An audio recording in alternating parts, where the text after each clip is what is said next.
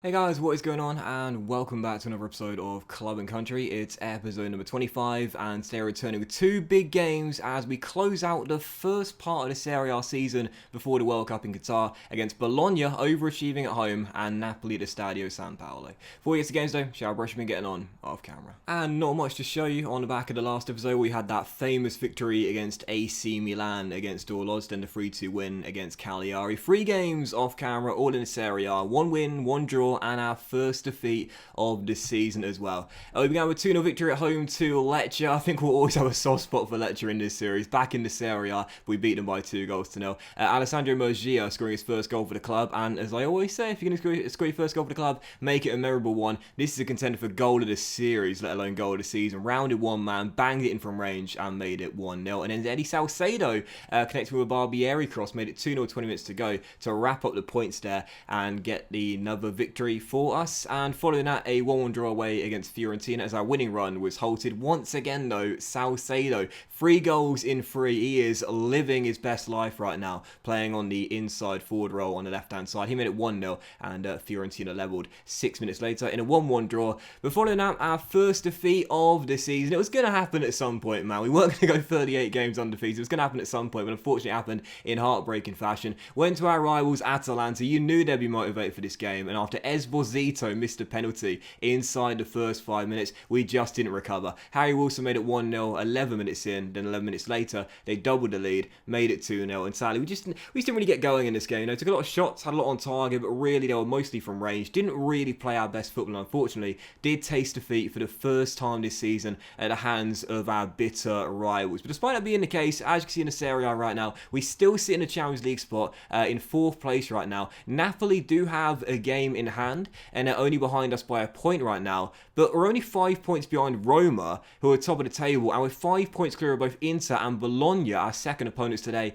in 6th and 7th place respectively. Yes, no wins in 2. Yes, our first defeat of the season now. We still have the best defensive record in the division. No, we don't. We've got the 4th best defensive record in the division, and we're still in a Champions League spot. Had you told me at the start of the season we win our first 8 of 11 games, I would have just laughed in your face. But instead, that's the reality. But of course, the undefeated run now has gone. Esposito has not scored in his last 3 games. We've slowed down a little bit, We've sort of been brought back down to earth. We were mile high, so happy, head in the clouds. And now we've been brought back down to earth by Atalanta, no doubt about that. One thing to show you before we do dive into the first of the 2 games today, as you can see, Nicolo Armini has just signed a new contract extension with Brescia. His deal is due to expire in 2.5 years' time. I've popped on another 2 years to that. He's taken a 10 grand a week increase, but as you can see, no minimum fee release clause once again, and an optional contract extension of 2 years if we choose to trigger it, which of course we will do so at some point. And having said that,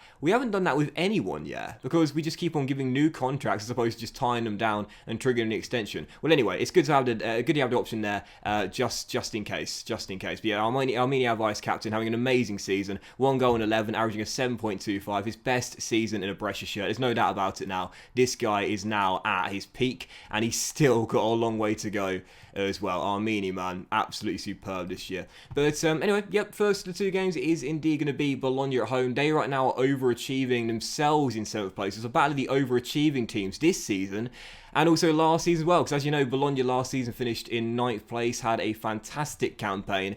It wasn't as good as our campaign, yet Kovac still pipped me to win Manager of the Year. I'm still salty about it.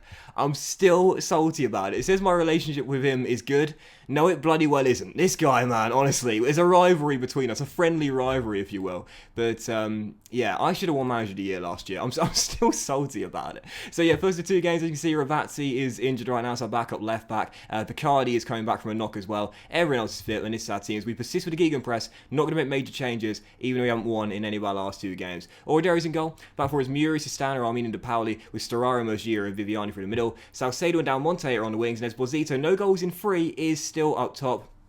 And on the bench, you've got Gasparini, Parola, Bonifazi, Papetti, Martello, Barbieri, Mazzai, Basoli, Zaccagni, Picardi, Borelli, and Patagna as well. First of 2, it's Bologna at home. Forza Brescia, let's get back to winning ways here. the one thing we don't want is to go away on a 2-month break in really poor form. So we need to pick this up right before the World Cup begins. As Storaro whips in the first chance of the game from a corner, and he'll get it straight back here. He's got men on the edge, and he'll find Nicola Del Monte. And there's Salcedo, who is just on fire right now. 4 goals in 5 games. Eddie is thriving. Well, for those of you that have been commenting for a long time saying stop playing Salcedo as a deep line forward that supports, I hope you're glad that now he's thriving, that I've made that alteration based on your comments. Yes, he is now an inside forward, and yes, he is now playing his best football. 4 in 5 for our number 7, and while Sebastiano continues to struggle, no such problems for our new inside forward. Brescia in front, Bologna looking for an instant response here. Dio down the right, beats his man Salcedo, who robs him and clears it, and Esposito, his bro, is first to the loose ball and turns his man. Great show of agility. He's got all the work to do himself. And now the blue shirts are in support, and Storaro rattles the crossbar. Could have been 2. Great start from Brescia, just looking on top, looking very assertive. Let's find a second goal before the half-time mark. Storaro out wide to Nicola Muru. Inside, easy save for the goalkeeper. Should have done better there. Lack conviction, that shot. But it's still 1-0. We've hit the frame of the goal. We've already found a goal. It's all Brescia right now. De Pauli picks the loose ball up and finds Nicola Del Monte. Down this right, it's a brilliant crossfield to Salcedo. He's got his man on his heels, he's beaten him, and it's a brilliant save to deny him his second goal of the game. Eddie Salcedo right now. This is the player we thought we were getting from Inter when we signed him back in Season 2. Now, he's beginning to flourish. Now, there is interest from AC Milan, although I think it's actually dropped off now, and his contract is up in 2.5 years' time. I'm very reluctant to give him a new one because I think the minimum fee release clause will get lowered. Right now, it's at 42.5 mil, but as Esposito hits it straight at the goalkeeper after a lovely solo run, I would like to tie him down for a little bit longer if possible. 5 minutes to go before the break, still leading by 1. Really should be 2 or 3 up though. Yeah, that's the one thing you got to remember when you have a player with minimum fee release clause. Of course, you want to give them more years on their contract, but if you decide to negotiate with the agent, oftentimes they'll actually reduce the minimum fee release clause if they're in good form, like Salcedo is right now. I think what I'll do is wait till the end of the season though, because he's going to get the homegrown trained at club status alongside Sebastiano at the end of this campaign. So come the end of season 4, he and Esposito will be trained by Brescia. So once that happens, I think then I'll give him a new contract. Even if the release clause gets lowered, at least we'll know we've got that bonus and we won't lose him in January. Anyway, De Pauli down the right hand side with 1 man to beat, pegs it back to Del Monte, in it goes, cleared away with a chance remains alive. Viviani is going to hold on to it and play it back to Storaro. Now Muru down left hand side, sprinting into the area, taken down, wins it back though, and Esposito is blocked, as is Salcedo, and then turns it in, but the linesman's not moving. That should be disallowed for offside. Salcedo again finds the back of the net, but it's Esposito that gets the goal disallowed for him. Still 1-0. Almost there, absolutely dominate the game, probably should have won by more, but you know what, we were the kings of the 1-0 last year, and if that's how we win our games from now on, I'll take it. It's good enough for me. 1-0 the final score, back on track after no wins in our last 2, and once again, the hero is Eddie Salcedo. 0 to hero, this lad, he's really picked it up. Kovac amazed as Bologna failed to win. I'm amazed we didn't get a win out there. Before the match, I was very complimentary about the work Jay has done, but their performance today was very ordinary, and I'm stunned things didn't go our way. I can see them falling away pretty soon based on what I saw out there. Oh, this sour grapes. We're a couple of salty managers. I'm salty he took the Manager of the Year award away from me last year, and he's salty that our team's better, man. This is a friendly rivalry, but there's a little bit of edge to it, I'll tell you that much. Still, that pops us up to second place for now. I believe if Atalanta beat Fiorentina away from home, then they'll leapfrog us and go back to second themselves. And they did indeed. Wallace were a late one, which means we now drop down to third place. And Napoli also have 2 games in hand, win those both, and will drop to 4th place with Juventus dropping out of the top 4. So it does mean if we do beat Napoli in the final game before the World Cup, regardless of what happens in their game in hand, we will still be in a top 4 place and Juve will stay out of it. So yeah, I'm very pleased with how this first half of the season's gone. I mean, how could I not be? We're in a play Champions League spot. So Napoli's game in hand is away against Lecce. That should be a banker for the lads from the Stadio San Paolo. So we'll quickly process through this. And oh wow, Lecce held them to a goalless draw. Well done, Lecce. Into getting a win against Genoa there means they cut the gap on us to, what's that, 5 points now? But Napoli still have the game in hand. If they win that, they'll overtake us. And Yeah, okay. It's very, very tight to start the campaign off, man. Very tight. There's a bit of a gap developing between the top six and everyone else. Bologna aren't too far away. Of course, you just beat them, though, so that's good for our head-to-head record. However, yeah, you can see a bit of a gap developing now in the race for Champions League and the title too. Oh, right there. That's what I was talking about with Salcedo as well. You see Esposito and Salcedo, they will both become homegrown and trained by the club at the end of the season, at the end of June. And, you know, I actually mentioned this on Twitter on Sunday, I think it was. This right here is the importance of signing players that are 18 or younger. If you keep them at a club for 3 years, they'll become homegrown and trained at the club. And that is very crucial for European squad registration rules, because you need 4 players in a European competition that are homegrown and trained by the club. And as you can see, we've got 3 players who can get it in Ravazzi, Esposito and Salcedo as well. But you'll notice there are a few players that we signed that have now got it themselves. Lorenzo Parola from Inter Milan, because we kept him and didn't loan him out, he's now trained by Breccia. Same with Nicolo Armin, that's the biggest of the lot, you would say. Marco Moller's got it as well. And again, this is why you don't loan the players out in the first 3 years when you sign them, if they're 18 or younger, because that homegrown trained at club status is so crucial. I think what's really helped us this season as well is the World Cup coming midway through the season.